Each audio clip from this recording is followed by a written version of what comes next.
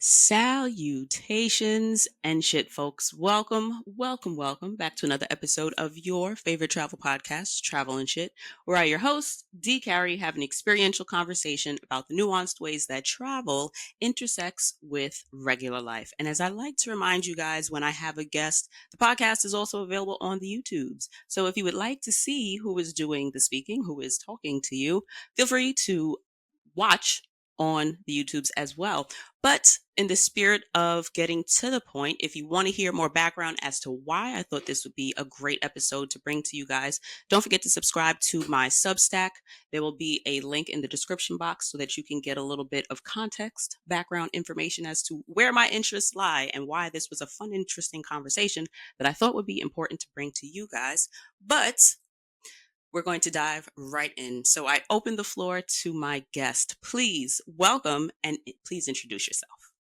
Hello, Dee. Thanks for having me in your show. I'm Valentinos. I'm from Cyprus. I do different things. But we're working with visitors that they come to our village, which I'm very passionate about. I love my village, my area, my rural area. And I always try to find ways to promote and show people that we exist, we are somewhere in the world. We are not the most popular destination. On the other side, we are very small place with the local rural people, and we try to show our identity and who we are to people and share experiences with them. So what exactly is your experience? What is it that you do that you, well, I guess you could say, what is the main thoroughfare through which you share your culture with visitors? Look, I was born in a beekeeping family. Mm-hmm. Okay. I grew up going to the bees and get stung by the bees and harvesting honey and different bee products. Our life was in a small village in a rural area, completely different than New York. I think this life that is close to the countryside, to the nature, it's much different than the life in a big city. It's more real, Mm-hmm. I would say. So after I grew up, I moved to big cities. I used to live in Athens, Mm-hmm. in England for my studies. And then when I came back, I realized how important is that to live in a small place that you know everybody, that you can walk and say hi to everybody, and you know who they are. So it's something more like human. Mm-hmm. And it's something we try to share with our visitors there to make them feel like humans again, let's say. So where exactly in Greece are you located? I know that you're saying like a rural town, but like what is the town? Where is it in relation to Athens? Uh, I know Cyprus. So are you in Cyprus? Is like, I don't know how Greece is divided. I know New York has, well, at least downstate, we have the five boroughs, and in each of the boroughs, we've got different little cities, if you will. How is Greece and Cyprus, I guess you could say, divided? Okay. Look, Cyprus is actually a different country. Ah, Greece is a okay. different country. We are in Cyprus. We speak Greek. Mm-hmm. We actually feel Greek Cypriots, as we call it, but it's a different country. Okay. It's similar to any Greek island that people are know. Maybe Mykonos, Santorini. Most people know Mykonos, Santorini, which is very well known. Cyprus is also an island Hmm. in the Mediterranean. And my village is in a rural district of Cyprus, which is very, very small. The village actually, it's only 200 people population. Wow. Yes. And the area, the rural area there, which are actually 7 villages, like one next to the other, all the population of this area, it's 1,500 people. That's like a high school. That is incredible. It's like, I think it's the complete opposite than you experience in New York. Yeah, there's like it feels like, because I work in lower Manhattan, so it just feels like just getting from the train to the job and back and forth, like that you go through hundreds of different people to just get to one little space. And I've born and raised in New York. I was raised out in Queens, which is like a part of the larger New York City, but still very different from what people um, I believe, see when they hear New York. So I didn't grow up in the middle of like skyscrapers and concrete and buildings. Like I grew up in a house with a yard. My neighbors, we all had yards. So I grew up in kind of the suburbs, but not the suburbs like when you see, I'm trying to think of like a show or a movie that might not like Leave It to Beaver. I don't know if you're familiar. It's a really old American show, but like where you grow up in like all of our houses and neighbors, like we're really close, but we've definitely got more than 1,000 people in. Like there's more than 1,000 people like in my immediate neighborhood, which I think is so interesting to speak to people that come from smaller places. Because as someone that's grown up in a very populated place, I want to move someplace that is much less populated, but I don't think that I could go like as small as like 200 or like 1,000 people. I think that would be such a culture shock for me. But speaking of culture, I know that culture is one of the important things that you try to share with visitors to your I don't want to say establishment, but to your experience with the bees. Now, I personally, um, I've never been stung by a bee. And I grew up somewhat terrified of bees just because I don't know if you've ever watched the movie My Girl, but one of the main characters was like deathly allergic to bees or something, and he like died from a bee sting. So as a kid, that like don't get stung by a bee, right?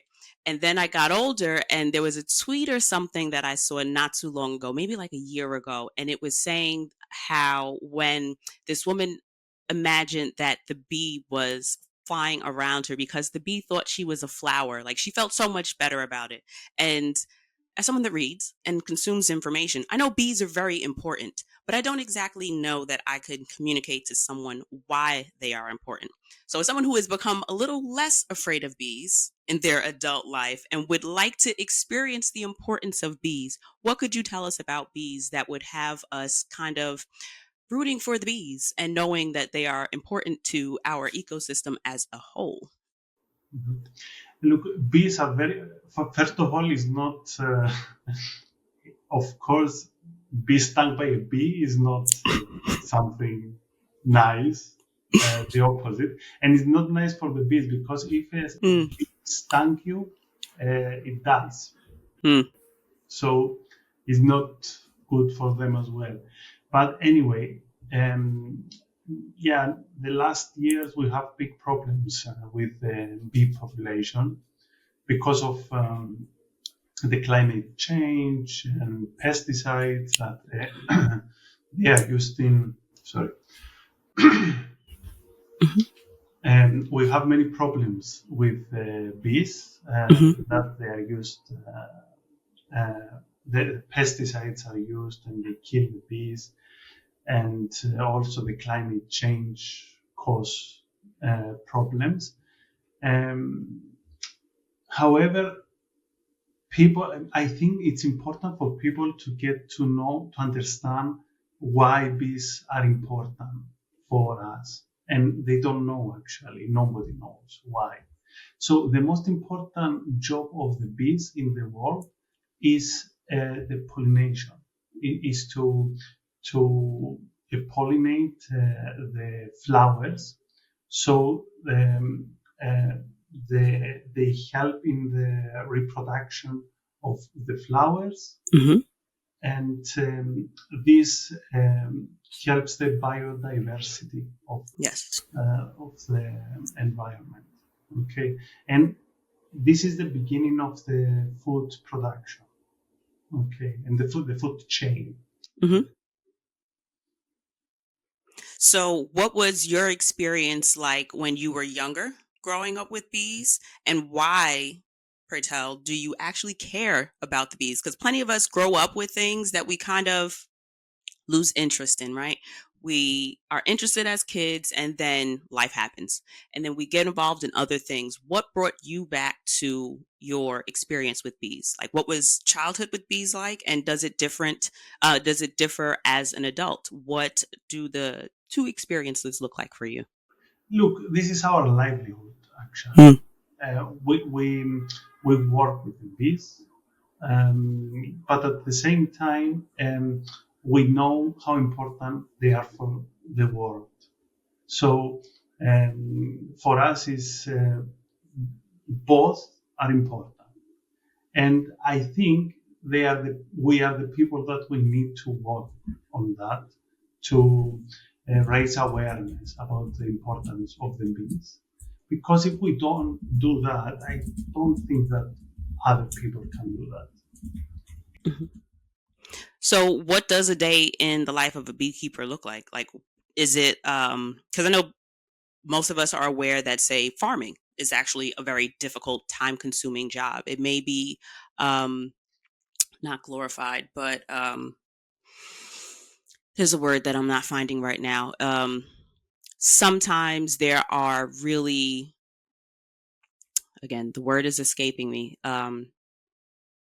Not necessarily like the pretty end of it is generally shared in commercial media, right? Like on television and in some stories that you may hear, like farming is fun, right? But is beekeeping fun? Is it like a very task oriented job? Does it require a lot of attention? Like, what does a day look like? Do you have to get up at sunrise to tend to bees? What is that like? Look, it depends on the season. Oh. Yeah, it's seasonal. Hmm. For example, during the winter, the beekeeper usually is working inside, like preparing the beehives, the frames, everything that a beekeeper needs to for the spring. Okay. Okay. Um, in but during the spring period is the time that the beehives and the bees start to grow, and the flowers come up, and they Hmm. need to wake up every morning and go to the bees and look after the bees with different jobs every day. With uh, and this is something that goes from March until September. Okay. It's a difficult period, and during this period is also the harvesting of the honey. So usually we do three harvests. It's in May, in August, and in September. And Okay. then again, winter comes, and you don't go to the bees because in the winter it's bad to open the beehives. Okay. So they hibernate. Sorry, Do the bees hibernate during the winter? if you open the beehive, they will die because it's cold. So you need to keep them Hmm. inside, not bother them. Hmm. They just they don't sleep. They Okay. are just going like inside, and Okay. So the honey they have inside. Okay, so they basically just stay in that one space. They're not necessarily dormant, but they're not actively pollinating. It seems like they just kind of stay in the hive. Yes. So why? Good day, if it's a summer day, they go out, Yeah. but usually they are inside. Okay. So why do the bees need our help? Like why do bees need beekeepers? What cuz in my mind like a bee goes to a tree or wherever they decide to build the hive and they make their little hive and then they do their thing and then they either go out and pollinate or they're at the hive. Like what does a beekeeper have to do to keep the bee population going? Like why do they need us? They don't need us. We Okay. need Haha. them. Okay, they don't need us. We need Mhm. them for their products. Okay, the honey, bee pollen is very important also for it's a natural food supplement, royal jelly, wax, beeswax. So there are many products that are very good for our health that they are produced by the bees. But at the same time, the beekeeper is keeping beehives and the beekeepers help the environment because look, if a beekeeper is keeping 2,000 beehives, that's millions of bees Okay. in the world. That if a beekeeper was not there, maybe these beehives will not exist. So Okay.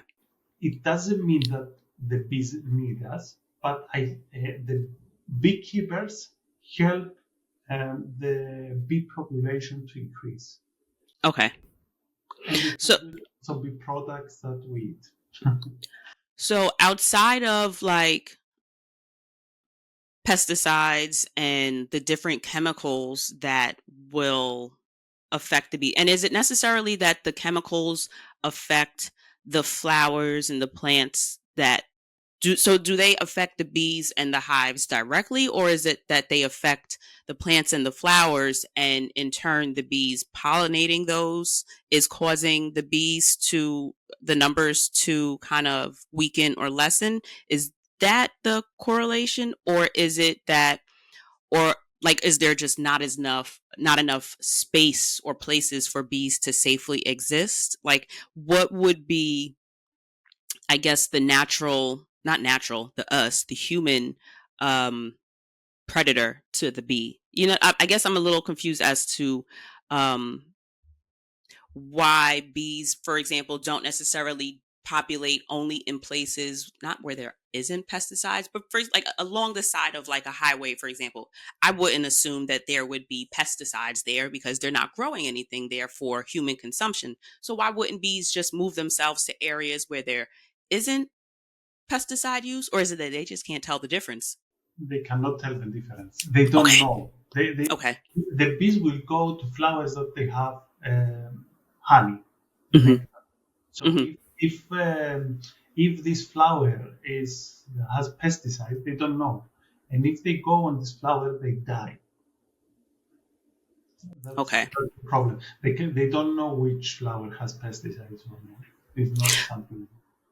So essentially the beekeeper's role is just to be able to provide a space that does not have, so is it important for beekeepers to have like flower gardens? Like how do you guys so if the bees don't know that the flowers have pesticides, do beekeepers also have like a safe source of food for the bees? Like, how does, what more than, I guess, because when you see them like on TV, like I feel like I've seen like a PBS special or something where the bee keeper does the steaming thing to kind of calm them down. Or when you see them do like a removal on like an HGTV show or something, they kind of steam them to calm them or to get them together and then they just move everything, right? So is it important for you to also have a source of food, a safe source of food for the bees, or is it strictly hive maintenance that the beekeepers do? Like what does that look like, since the flower part is such an important aspect of the bee and what they produce? No, look, the Oh. beekeeper uh, can of course take their beehives to places that are better and safer for the Hmm. bee. But the bees can travel to collect food 6 kilometers around their beehive. Okay. So a beekeeper cannot keep the bees and say to the bees where to go. Hmm. So, um, of course, we know some places that they do the agriculture, pesticides, etc., and we try to avoid these places, but you never know for sure because Hmm. if they travel 6 kilometers around their beehive, it's a huge area that they cover. So you don't know exactly what's going on there. Okay. For those of us in the States, 6 kilometers is 3.7 miles. So it's roughly 4 miles or so. Okay. Yes.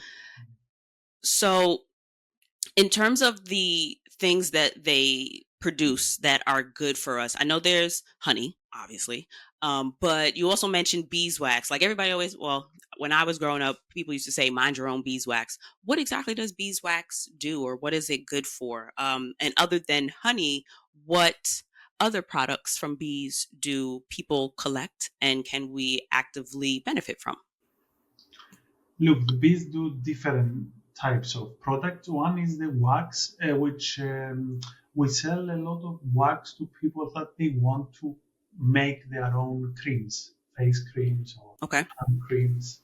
And usually they mix the wax with oil, olive Okay. oil usually, and this is good for also for hand creams or face creams, etc. And we also sell for people that they want to create candles with Hmm. wax. We have the honey, we all know. We have the bee pollen, which is a natural food supplement with many vitamins and different important um, uh, for our organization. Oh, sorry, or for our body. Hmm. And also royal jelly, which is the queen's food, Oh, the queen's bee food. And I will just say one thing about the royal jelly. The bees eat honey, and the queen eats royal jelly. I didn't know. And the bees live only 35 days. The queen lives 4 to 5 years. Oh, so they are producing a lot of bees. So literally all she does is lay eggs. Yes, lay eggs, nothing else. One job. She's got a Yes. single job. Okay. So they live about 4 to 5 years. The bee I didn't know bees had such a short lifespan. 4 to 5 years, not 45 years. Yeah, 4 to 5 years. Yes. Not 45. 4 to 5. But I had no idea bees had a short lifespan. So they're only around, oh, they only get to enjoy the flowers for like a month. Kind of Yes. sucks when you think about it. Yes.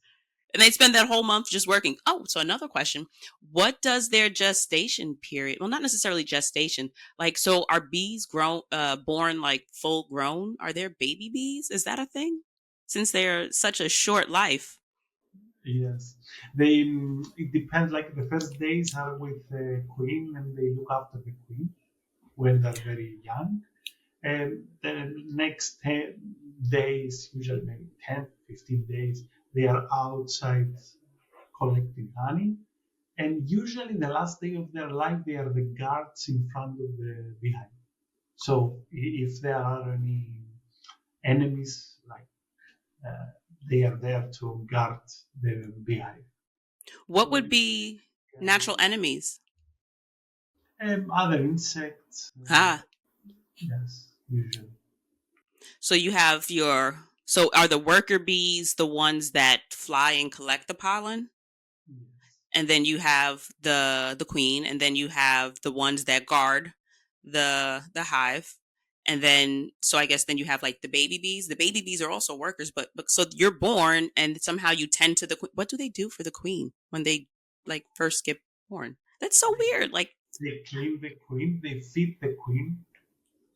What do they feed? They're okay, so they're newly born and they're already doing. Animals are so incredible. Animals and insects, like they're born with a purpose. People are born and you are completely useless. You are wholly dependent on your parents to keep you alive. However, a bee is born and you're telling me that they keep the queen alive? Yes, exactly. They How feed the cool is queen, that? they clean the queen, they look after the queen, so the queen can concentrate on laying eggs. Yes. That is really interesting. So, I know one of the things that you had mentioned when we initially spoke was apitherapy. What is apitherapy?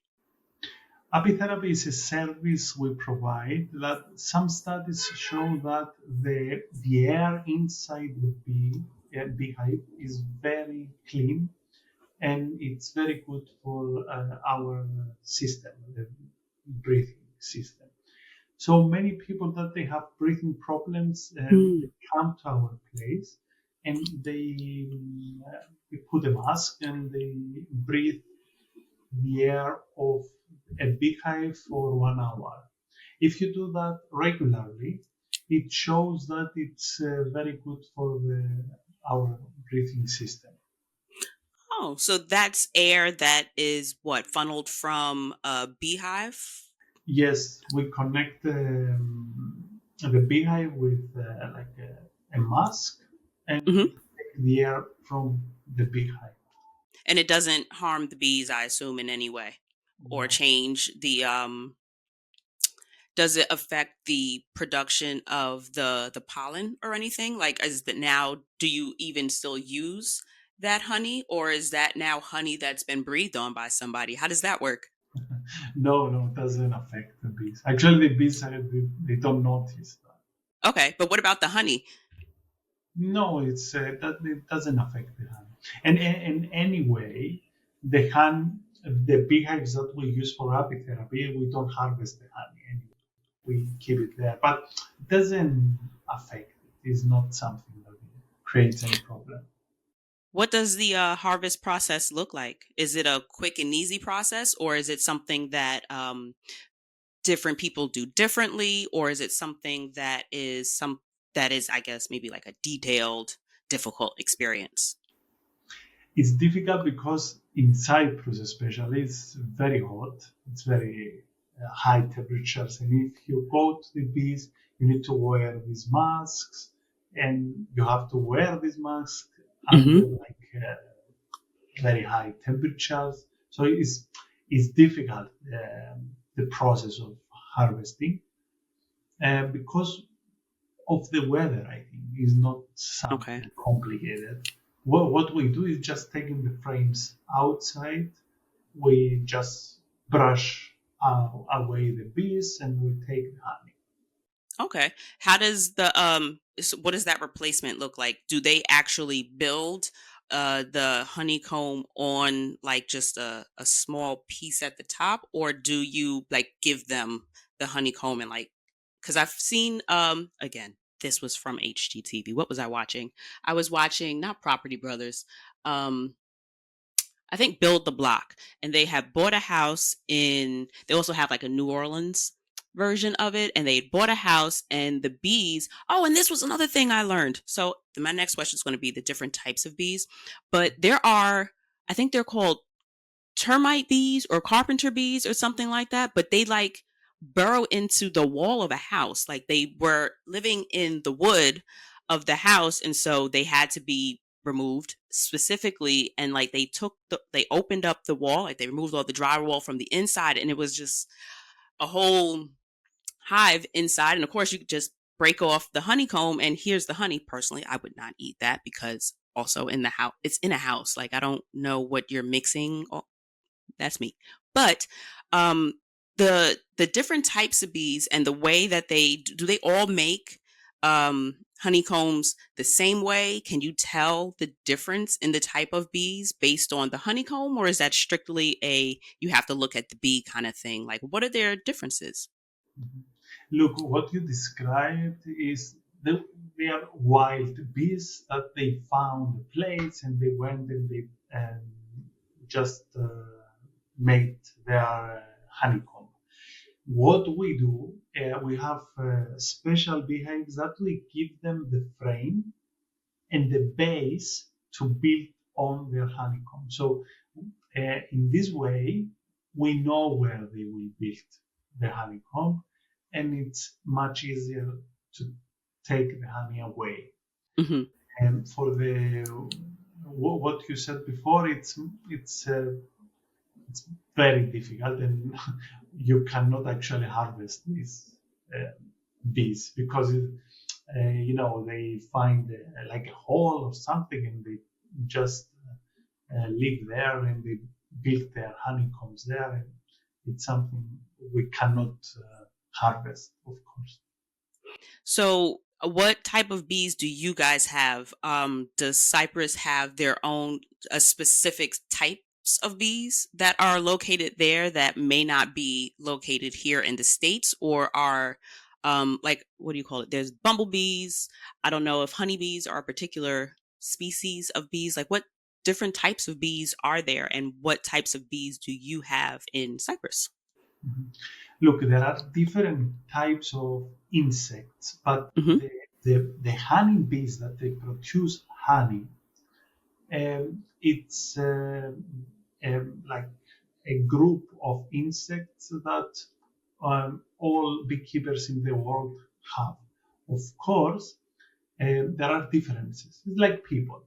Hmm. People in Cyprus are different than people in another European country, or it's, of course there are differences. And there are we have here the Cypriot bee with specific characteristics.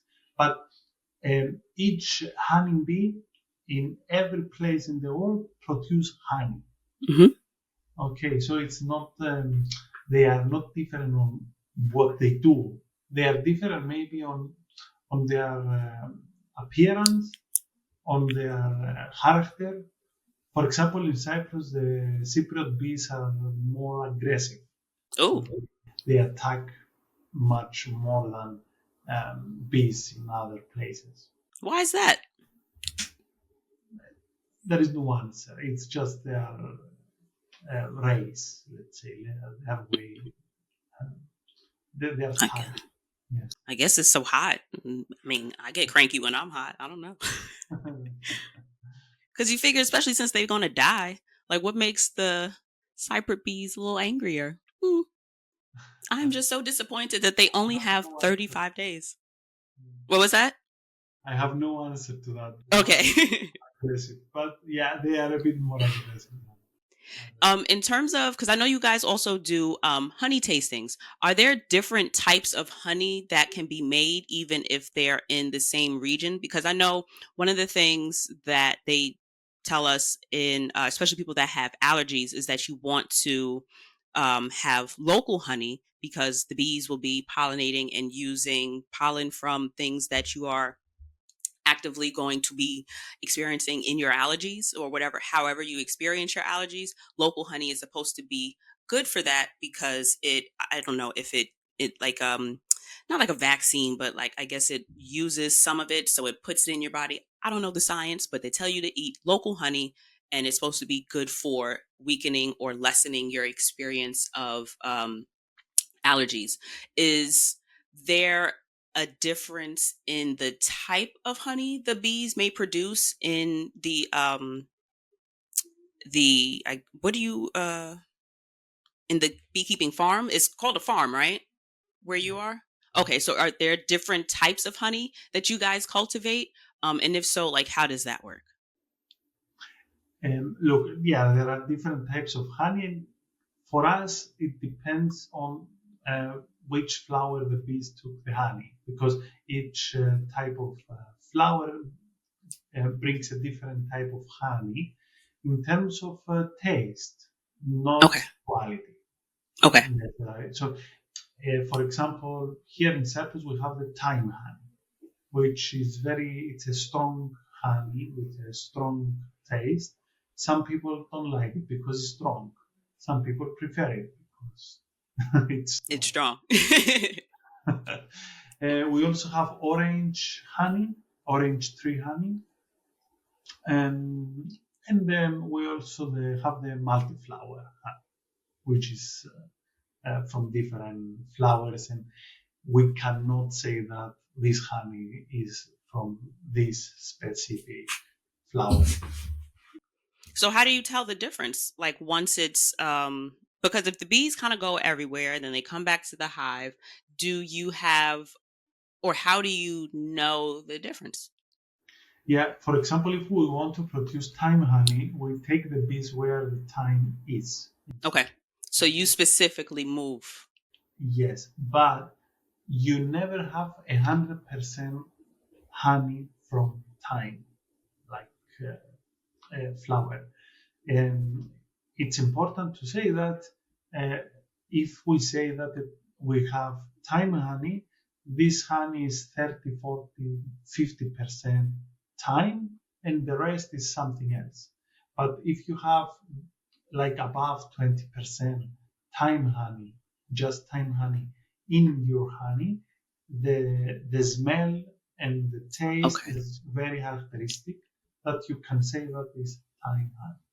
Okay, so it's all about once it's done, you have to, I guess, quality test. You taste it, or is there a way that you? Okay, so what is? Do you just taste it, and that's how you know, or is there like a process that you guys have that is able to distinguish the types of honey that you Uh, produce?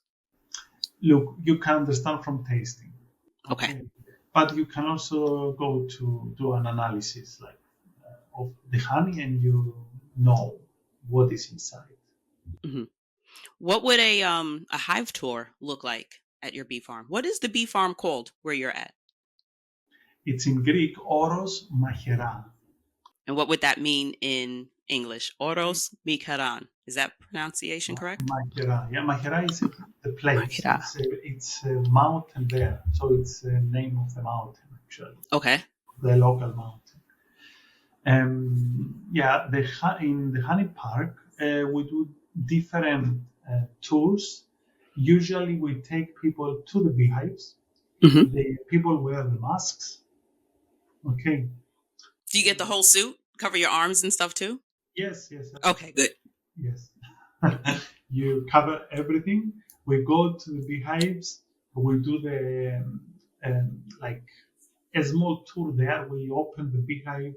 We see the different types of bees, like the drones, the bee queen, the worker bees, how they work. People ask questions. We explain them different things. After this experience in the beehive, we go back. We do different quizzes, questions, like small uh, games, just to learn to help people understand more about the life of a beekeeper and the bee, etc.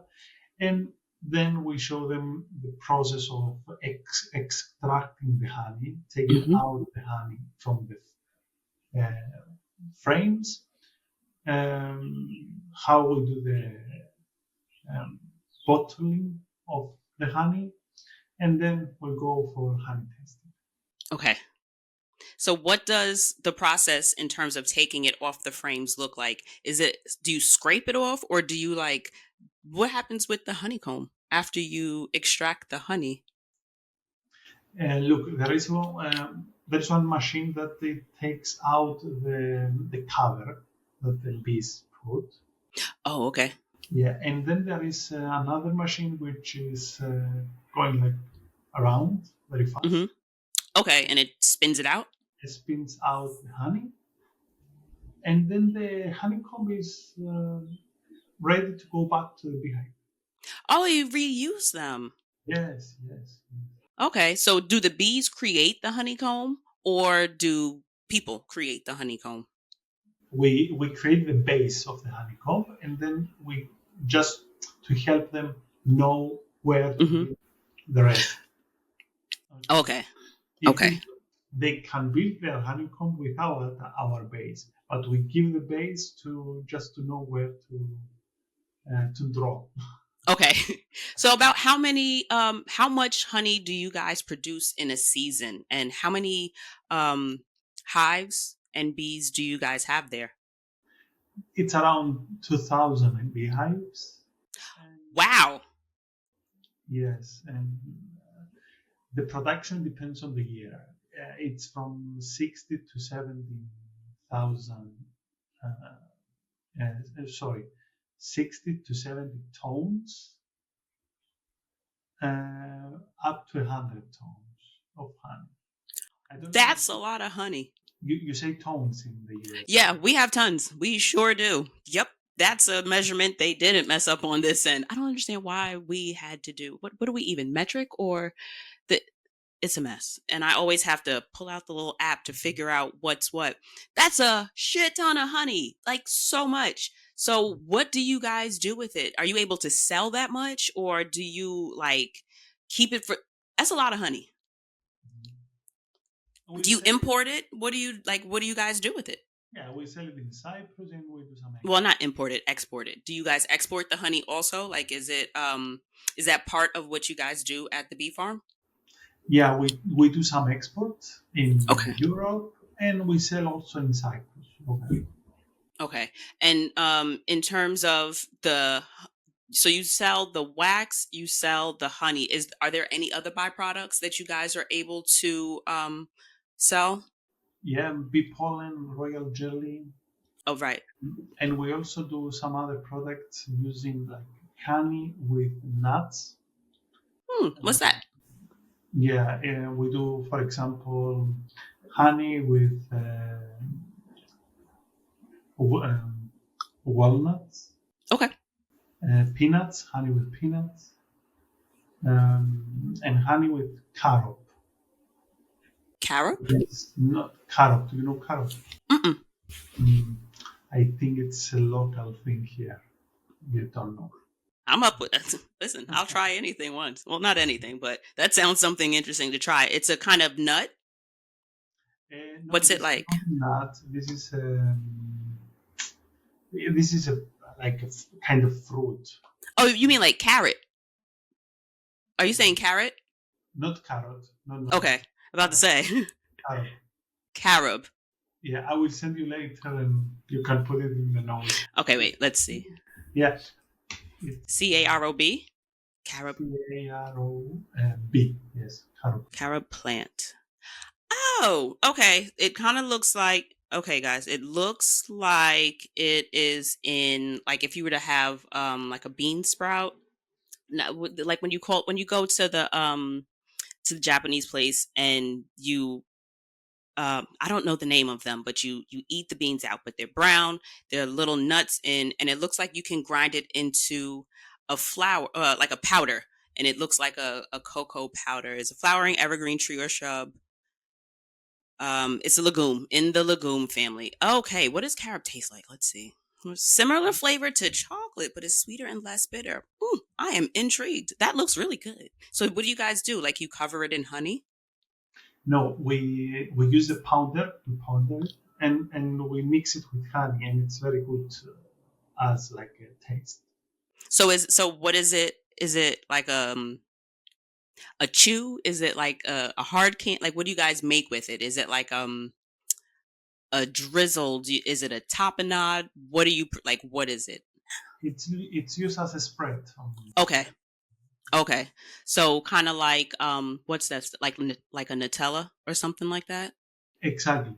Yes. Copy. Or I am not a. peanut butter or I'm something a like that. peanut butter girl, not Nutella. I'm something about Nutella and almond butter doesn't do it for me. I'm not a fan. I do, however, love peanut butter. So one thing I will ask you again before you, if you can tell me the name of the farm again, because I know you also have a Greek school language, like you teach Greek to people. So in this little bit of time that we have left, if we could make sure that I can pronounce the name of your bee farm, if nothing else. So if you could repeat that for me. And in terms of, then how do you say bee in Greek? Melissa. Mesa? Me, me, you know Melissa, the name Melissa? Okay. Melissa. So Melissa. So is it without the L? Mesa? No, it's Melissa. Melissa. But Yes. it's May instead of Mel. Okay. Melissa. Yeah, just put the tone at the beginning, Melissa. Melissa. That's it. Good. And that's how you say bee. Yes. And is it spelled? How do you spell it? M. Meli.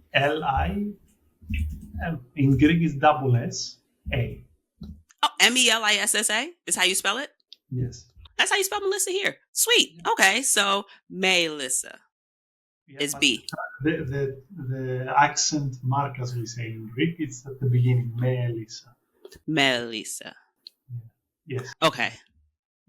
And then how do you say the name of your farm again? I know you said it was a mountain that's in Cyprus. It's Oros Oros Mahera.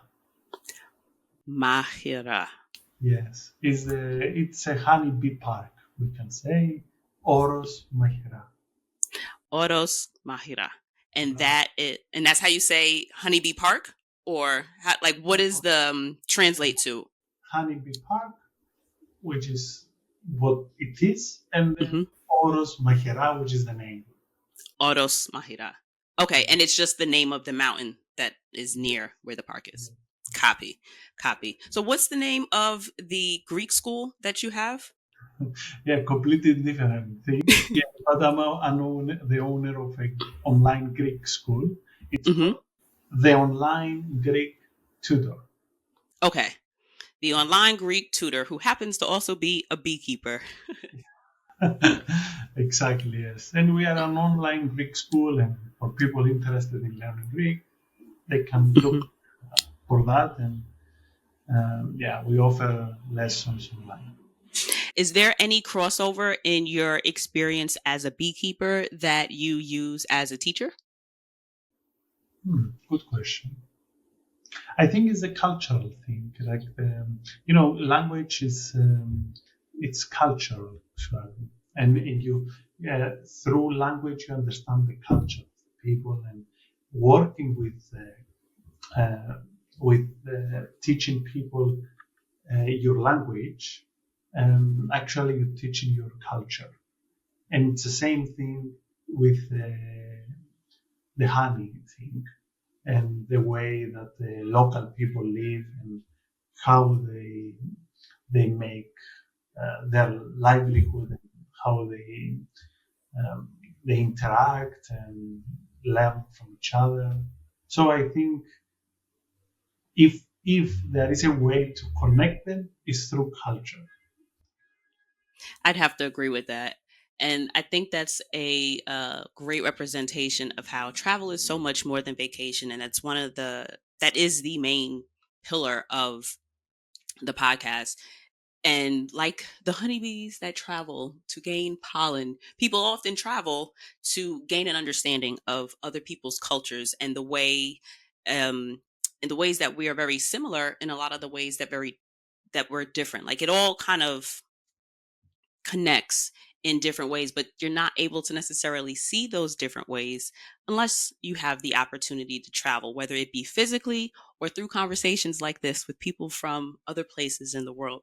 So, Valentinos, thank you. Thank you. Thank you so much for joining me this week. I really appreciated this conversation on bees because I have been curious about bees, but I didn't necessarily have someone to rest my questions on. So I appreciate your time for answering those bee questions. And is there anything that you would like to leave the people with in terms of how we can keep the bees safe, or in terms of how we can, even in different places in the world, whether we be in beautiful Cyprus or in sometimes beautiful New York, how can we love a little bit more on the bees where we are? I think if we plant each one Hmm. of us a flower that will and look after the flower and grow it, that is something important for the bees. So let's plant one small tree or flower, each one of us.